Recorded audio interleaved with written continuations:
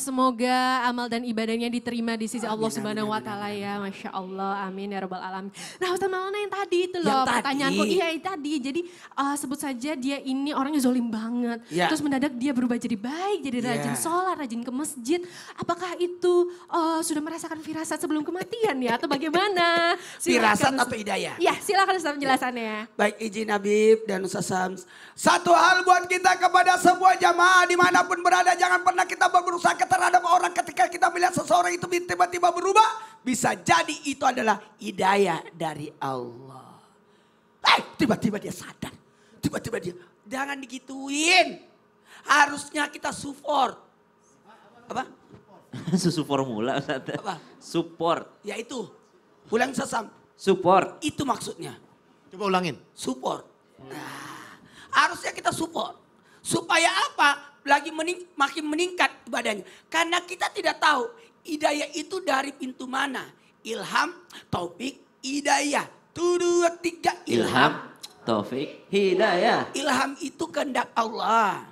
Kemudian keinginan Allah. Taufik itu kecocokan. Hidayah itu pantulan. Jadi ketika ada orang tiba-tiba sadar, sebaiknya jangan dihubungkan.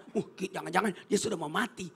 Jangan. Kalaupun kematian datang padanya, ada baiknya kita jadikan itu adalah sebagian daripada husnul khotimah. Kebaikan untuknya. Allah kalau mengendaki seseorang itu dengan mau jadi baik, dengan mudahnya Allah jadikan orang jadi baik. Dan Allah datangkan orang baik untuk mengingatkannya. Allah tempatkan dia di tempat lingkungan yang baik. Allah datangkan guru untuk dia. Bahkan ada orang diuji dengan ujian itulah dia tiba-tiba jadi sadar. Maka kembali lagi, kalau kebaikan itu terdapat pada orang, jangan sirik, jangan iri, tapi jadikan itu adalah hidayah. Jangan dia mau mati. Jangan. Kalau bahasa aku tuh namanya dusun. Dusun? Iya, maksudnya iseng banget sih pikirannya gitu ya. Dusun Iseng, banget Masya gitu Allah. ya, Masya Allah. Nanti saya pelajari apa itu dusunnya. Bukan dusun bambu ya. Masya Allah, tepuk tangan dong. Terima kasih Ustaz Maulana penjelasannya. Nah jamaah sekarang waktunya kita menjawab semua pertanyaan dari jamaah yang di sini dan juga di rumah ya. Langsung aja kalau gitu kita masuk ke segmen Tanya Dong Ustaz. Kami semua tanya dong Ustaz. Ayo ibu-ibu siapa yang mau bertanya tunjuk tangannya. Ayo ini yang di sebelah kanan dulu deh. Kalau gitu aku kesini. Yang paling depan yang brosnya yang cantik ibu yang di sebelah sini. Aku izin duduk juga ya duduk bareng. Silakan ibu pertanyaan. Perkenalkan dulu dari mana siapa terus pertanyaan apa. Ini ibu mic-nya silakan. Assalamualaikum warahmatullahi wabarakatuh. Waalaikumsalam warahmatullahi wabarakatuh. Perkenalkan nama saya Ali Kusmiati dari Majelis Taklim Jannah dari Cicurug Sukabumi. Tepuk tangan dong ibu. Masya Allah. Silakan bu pertanyaannya apa bu? Pertanyaannya tanya dong Bib. Katanya Iya ibu. jika orang melihat dan merasa ada sosok yang datang ke rumah, sedangkan anggota keluarga yang lain tidak melihat sosok apapun, apakah itu termasuk firasat kematian, Bib? Wah, silakan Habib kalau gitu langsung dijelaskan. Bismillahirrahmanirrahim. Allahumma salli ala Sayyidina Muhammad wa ala ali Sayyidina Muhammad. Allah subhanahu wa ta'ala berfirman di dalam Al-Quran surat Al-Luqman ayat 34. Wa ma tadri nafsun bi'ayyi ardin tamutu innallaha alimun khabir. Jelas bahwasanya Allah subhanahu wa ta'ala berfirman. Dikasih tahu nih hamba Allah. Tidak ada yang mengetahui tempatnya. Kapannya, waktunya dia meninggal. Di bumi mana dia meninggal. Di bumi mana dia dicabut nyawanya oleh Allah. Hanya Allah lah. Innallaha alimun khabir. Hanya Allah yang mengetahui. Dan Allah subhanahu wa ta'ala yang memahami tempatnya, yang mengerti, yang mengetahui kapannya, waktunya, tempatnya, keadaannya. Itu semua kehendak Allah. Jadi kalau ditanya, kalau misalkan ada yang lewat nih kira-kira saya bakalan mati nih. Ada yang orang nih kayaknya nih. Orang lain gak lihat, saya ngeliat setan kali ibu. Ya kan? Karena kan kita gak tahu. Bisa jadi itu makhluk Allah, bisa jadi setan yang menyamar atau menyaru. Kita gak paham. Yang penting adalah ibu bertobat, minta ampunan kepada Allah, mendekatkan diri kepada Allah Subhanahu wa taala dan berharap akan pertolongan Allah. Beda dengan kisahnya Nabi Muhammad SAW yang didatangi malaikat Jibril, yang bahkan didatangi oleh malakul maut, yakni malaikat Israel. Israel itu ke rumahnya baginda Nabi Muhammad SAW mendapatkan perintah dari Allah, ketok dulu rumahnya. Kalau disuruh masuk boleh masuk, kalau nggak dikasih masuk pulang. Kalau nggak dikasih masuk pulang, ketok sekali, menyerupai daripada orang Badui. Dilihat oleh Sayyidatuna Fatimah bahwasanya dikasih tahu abahku dalam keadaan kesibukannya atau dalam keadaan sakit, silakan kalian pulang atau silakan kamu pulang. Pulang malaikatnya, ketok lagi, pulang lagi, ya kan? Maka Rasulullah mengetahui ada siapa di luar, ada orang yang Badui seperti ini, rupanya, pakaiannya, suruh masuk. Itu adalah malakul maut, itulah malaikat Israel. Maka ketika malaikat Israel diperintahkan oleh Nabi Muhammad, disuruh Sayyidatuna Fatimah suruh masuk, masuk malaikat Israel. Malaikat Israel pun minta izin sama Rasulullah. Ya Nabiullah, ya Habibullah, ya Rasulullah, kalau engkau mengizinkan aku untuk menyabut nyawamu, maka aku akan cabut. Ini perintah dari Allah. Kata Allah, kalau misalkan engkau suruh aku pulang.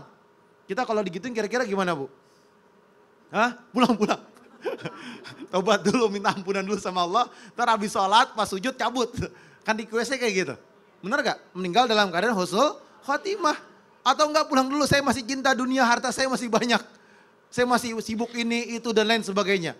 Ini adalah makhluk Allah Subhanahu wa taala yang apa? Yang tidak mengerti dan memahami bahwasanya Allah sebagai Tuhannya ada yang namanya waktu untuk dicabut nyawa dan ada yang namanya tanda-tanda kematian. Oleh karena itu berharap ya Allah meninggalkanlah kami dalam keadaan sujud dengan tanda yang baik. Masya Allah, terima kasih Abi penjelasannya. Ibu sudah cukup jelas ya Bu. Masya Allah Bu, jadi kita senantiasa bertobat aja ya Bu. Gak usah mikir macam-macam kalau ada yang lewat-lewat gitu ya. Siapa tahu itu tikus atau gimana ya Bu. Masya Allah. Ayo siapa lagi nih yang mau bertanya?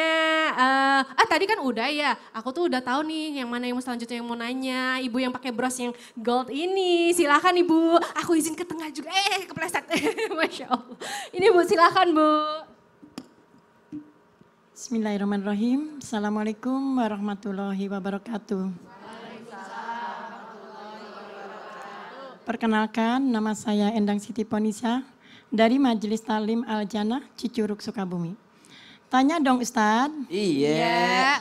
Ustadz Sam, katanya kalau kita mengalami halusinasi dan merasa di tempat yang lain dan sering kita berkata ingin pulang, apakah itu salah satu tanda kematian, Ustadz?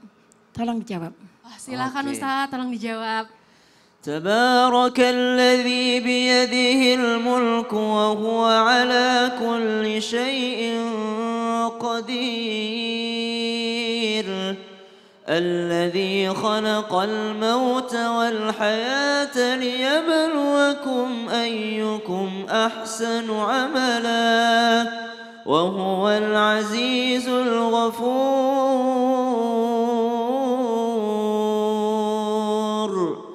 Dialah Allah yang maha suci yang menciptakan kematian dan kehidupan untuk menguji siapa yang paling bagus amalnya.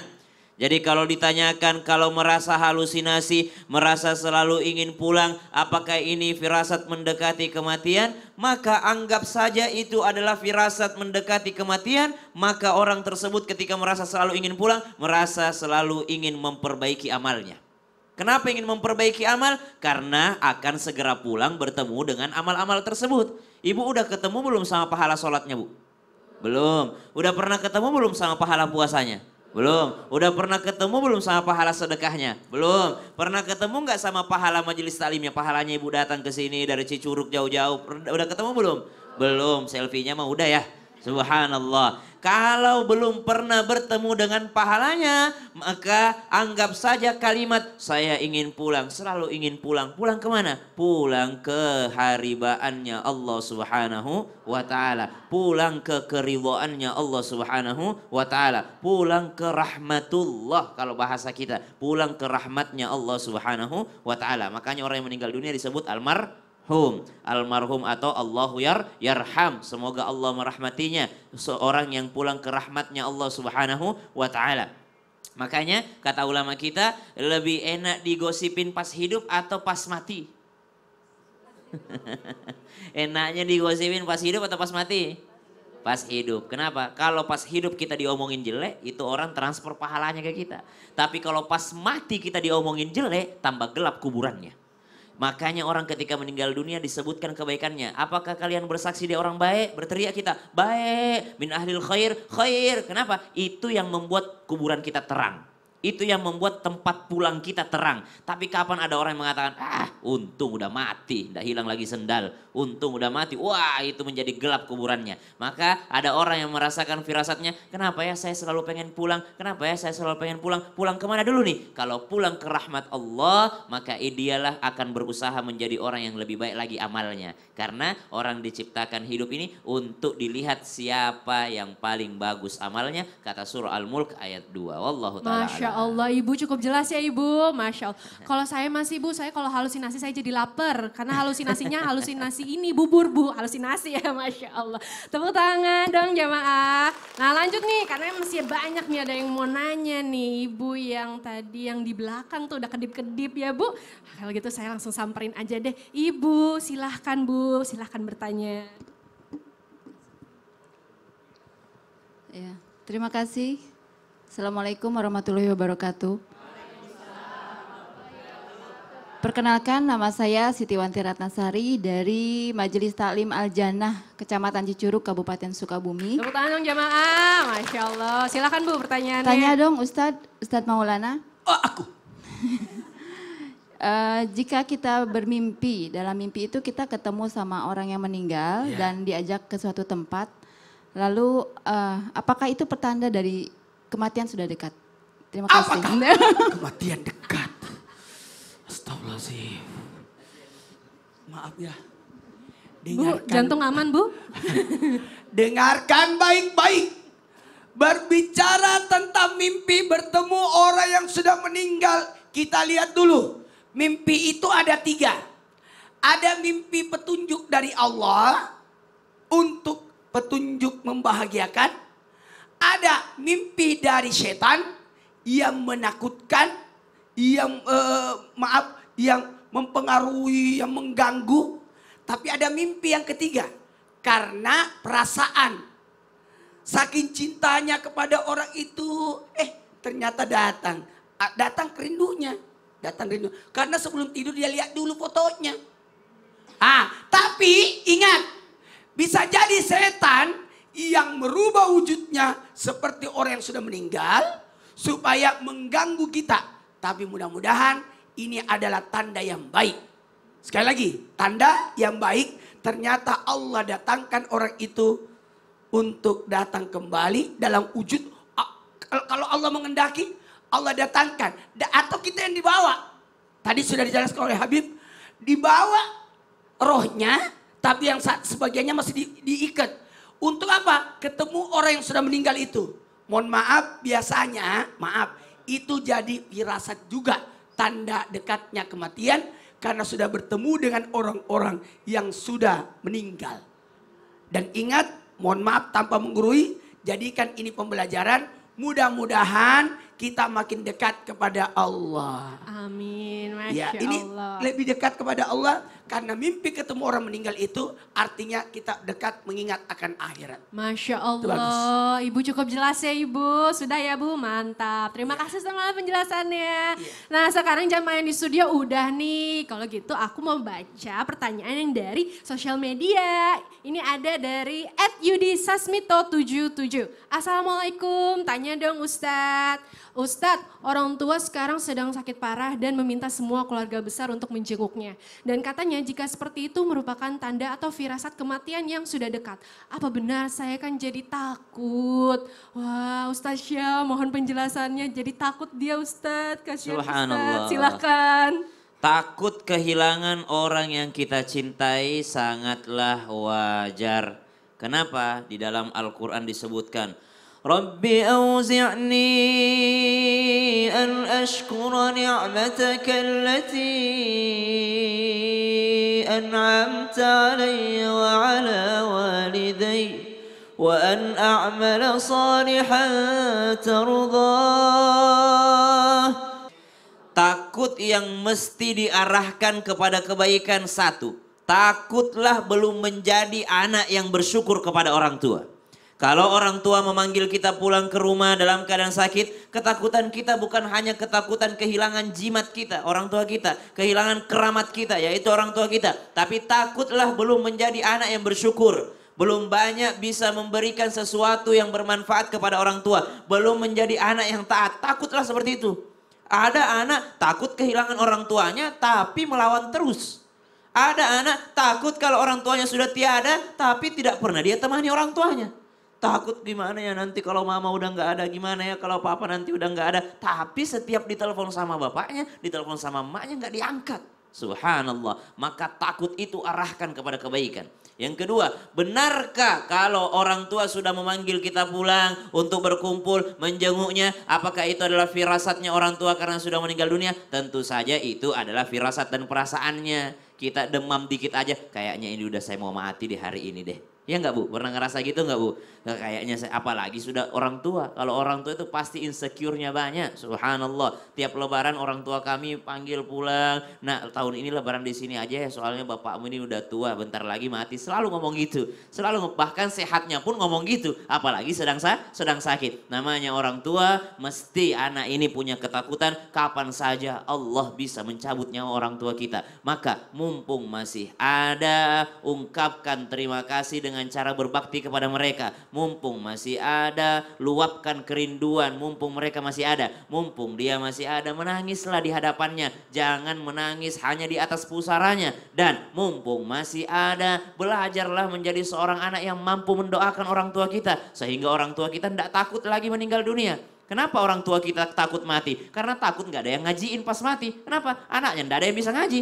Tapi jadilah anak yang bisa ngaji. Supaya orang tua kita, papa meninggal dunia insya Allah tiap hari aku ngajiin. Papa, mama meninggal dunia insya Allah saya tiap hari rajin ke ziarah kuburnya. Subhanallah. Maka ketakutan itu kita alihkan menjadi rasa semakin taat kepada Allah Subhanahu wa ta'ala. Wajar banget kalau takut. Wajar. Tapi arahkan ke kebaikan ya. Betul. Terima kasih Ustaz penjelasannya. Sama-sama. Ibu, kenapa Ibu? Bu, kenapa Bu? Ibu kenapa? Kenapa Bu? Ustaz, Kenapa Ibu? gigi saya goyang. Apa yang goyang? Apa yang goyang? Giginya. Apa yang goyang? Goyang. Gimana Ustaz? Duh, sama ini kasusnya kayak Ustaz Maulana juga sakit gigi bagi. Aku pernah juga sakit gigi. Aduh, gimana ini Ustaz? Artinya, nah. Itu goyang giginya. Hati-hati Bu. Itu bagian daripada firasat kematian loh. Emang benar Ustaz? Benar Ustaz? Ya udah kalau gitu jamaah jangan kemana-mana ya, setelah ini kita bahas. Kalau gitu tetap di Islam itu indah. Jamaah, alhamdulillah. Ibu ini Ada tang nggak? Tang.